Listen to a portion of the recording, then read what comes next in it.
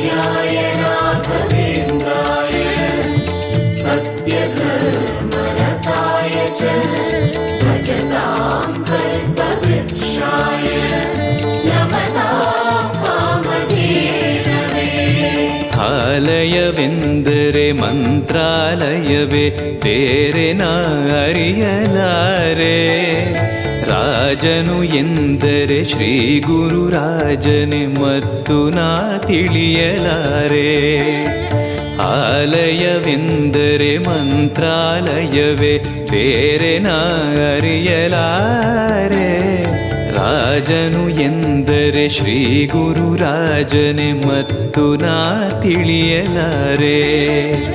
ಸಾಗರವ ಭವ ಸಾಗರವ ದಾಟುವ ವೈರಾಗ್ಯ ಕೊಡುವ ಶಾಶಿರದ ಹರಿನಾಮವನ